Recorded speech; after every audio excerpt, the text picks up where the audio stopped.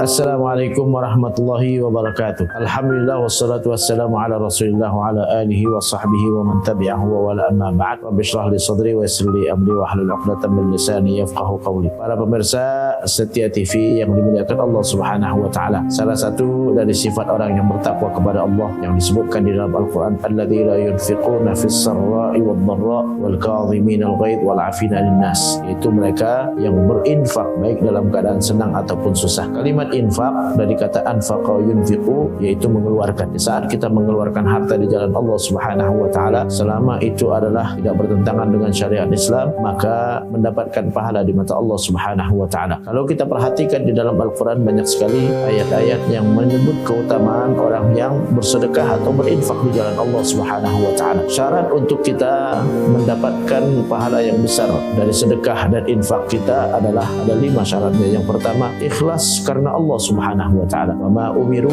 illa liya'budullaha mukhlishina lahuddin. Mereka tidak diperintahkan kecuali beribadah kepada Allah ikhlas karenanya. Jadi kita ibadah harus ikhlas karena Allah. Ikhlas artinya hanya mengharapkan pahala dari Allah, hanya mengharapkan ganjaran dari Allah Subhanahu wa taala. Tidak boleh kita dari sedekah mengharapkan dapat balasan di dunia. Tidak boleh kita dari sedekah mendapatkan imbalan di dunia, baik itu berupa kekayaan ataupun jabatan dan lain-lain. Di saat kita bersedekah, yang satu yang kita harapkan hanya ridho Allah Subhanahu wa taala. Yang kedua adalah kita bersedekah atau berinfak dengan sesuatu yang kita cintai. Sebagaimana disebutkan di dalam Al-Qur'an, lan tanalul birra hatta tunfiqu mimma tuhibbun. Kalian tidak akan mendapatkan kebaikan sampai kalian berinfak dengan sesuatu yang kalian cintai. Antara 1000 dengan 10.000 tentu kita lebih cinta dengan 10.000. Antara 10.000 dengan 100.000 tentu kita lebih cinta dengan 100.000. Semakin kita sayang kepada harta, maka saat itu semakin besar pahalanya di mata Allah Subhanahu wa taala. Abu Talhah saat mendengar ayat ini, dia langsung datang kepada Rasulullah dan mengatakan, "Ya Rasulullah, inna ahabba mali biruha." Ya Rasulullah, harta yang paling